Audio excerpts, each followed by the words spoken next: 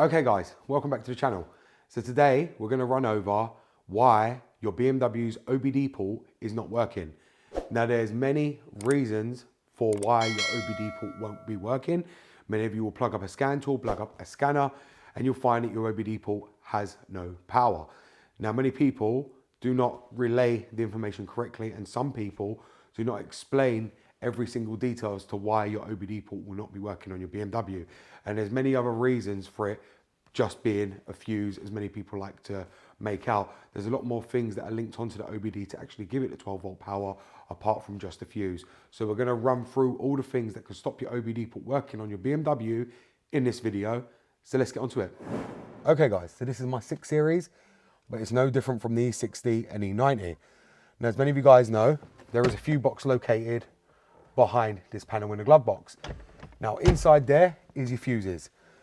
The fuse, if your fuse was to blow, which is less than likely, especially on these BMWs because they're protected by a bigger relay, so the fuse for the OBD port very rarely blows. You have to do something very, very stupid to make that blow. The fuse number will be 29. You'll see it on your fuse chart.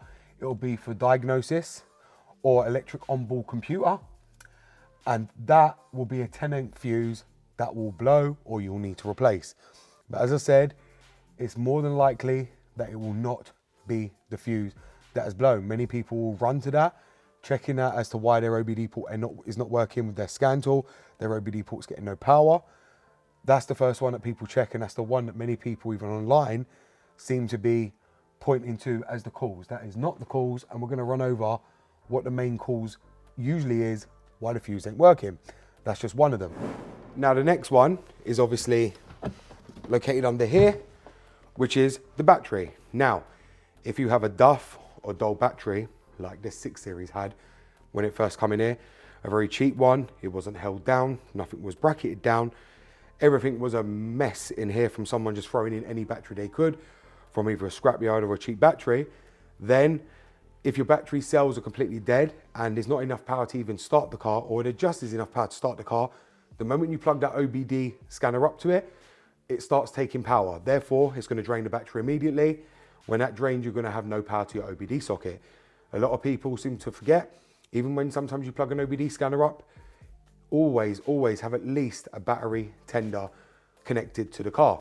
Because what people don't realize is if you're doing special functions on the car, either whether it's bi-directional or using any kind of the controls, you've got to remember that takes power. You've got 12 volts connected to the car, especially if it's a Bluetooth VCI that you've got connected system, or even a laptop. That cable is always lighting up, so it's getting power from the OBD port, which in turn is going to drain the battery on the car.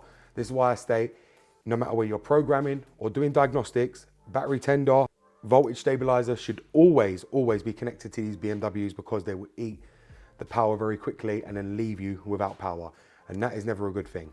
So always check the battery, because if you've got a dull battery, don't even plug a scan tool up, because that's going to be your next culprit as to why your OBD port is getting no power either, because your battery is probably completely flat and it's very overlooked. And I'll show you in other calls how you know if your battery is completely gone.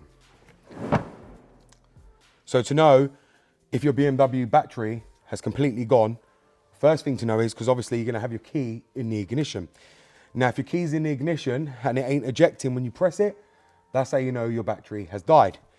If you can't even put the key in the ignition and it won't read the key, that means your battery is gone as well.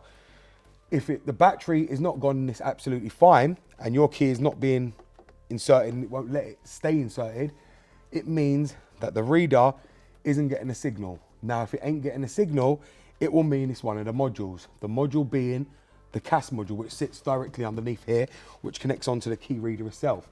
And now, what ends up happening is the CAS supplies power to the actual OBD port. A lot of people ain't aware of that, and this is why I'm bringing this up right now. Now, if your CAS does go out, you won't be able to insert your key, you won't no longer be able to start the car.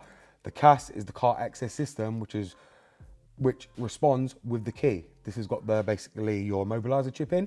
This has your ISN codes. If they don't match, or there's a problem with the CAS, the car is never going to start.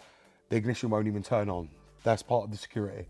If your CAS goes faulty, it won't even allow power to your OBD port. Now, majority of the time, the CAS do go faulty. When they go faulty, That means power will be completely shut off to the OBD port, which usually is because either the EEPROM is damaged, the CAS is damaged, or the flash is damaged, or it could be water damage. That's usually why your OBD port won't work, because when you open the car, the CAS wakes up. As soon as you press the button on the key, the CAS will wake up. Once it's woke up, the OBD port is already live. You don't even really have to even insert the key in the ignition. The only time you have to insert the key is when the scan tool tells you to. And if you ever notice, you're going to draw power straight away from the OBD port. That's why I say always connect a battery maintainer up to the car, because no matter what you're doing, whether it's bi-directional controls, special functions, initializing your windows, registering your battery, always keep a power supply connected, because if anything goes down, especially during programming or coding, it will mess up everything, including the OBD port. It will take out complete power, and you don't want that. This is why I've stressed so much to always make sure that you have a battery maintainer or some kind of stabilizer connected to the car at all times.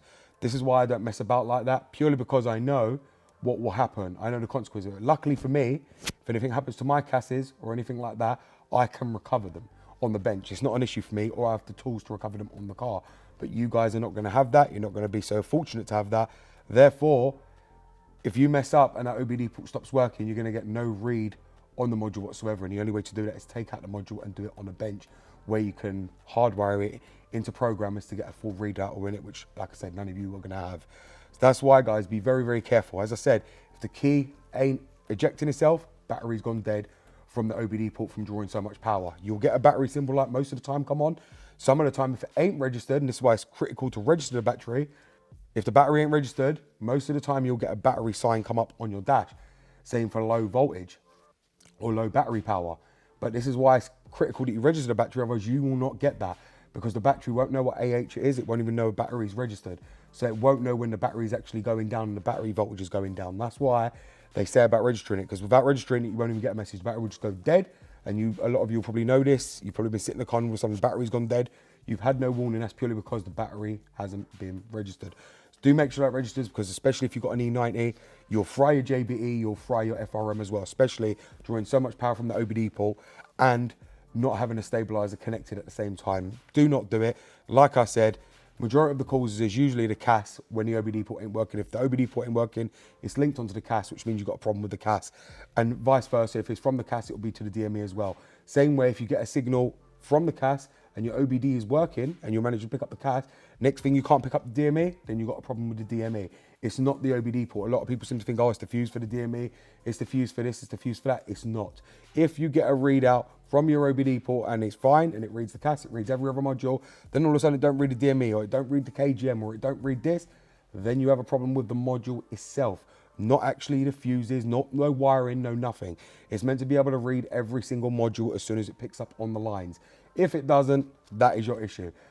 So there you have it, guys. Just remember, if the key doesn't come out, your battery is dead. If the key inserts, but you still get no signal from the OBD port, it's going to be a CAS module. Do remember that always, okay? Because I know a lot of people do not get it. Key doesn't let you insert it, you've got a problem with the CAS. If the key fails to come out, it's going to be your battery. It's very simple. Do not let people fool you and make you believe it is the fuse. So there you have it, guys. Those are the reasons why your BMW's OBD port will not be working. As I said to you, there is a lot of people online that will give you misinformation and make a lot of you run around like a headless chicken looking for something that isn't even the issue. You replace the fuse, then they start telling you to tear this out. I've seen many cars, funny enough, I had a car come to me not too long ago with the OBD port hanging out, you know, literally hanging out because someone hadn't bolted it back, trying to find a problem why it weren't working. Didn't know the issue. You get this a lot, especially on the older E60s, 2004, 2003 ones. That is a very common problem. The same with the E90s as well. This was an issue on the E46 and E39s. Again, on them, it's very difficult to be able to diagnose them because some of the older ones have the 16 pin connector under the bonnet.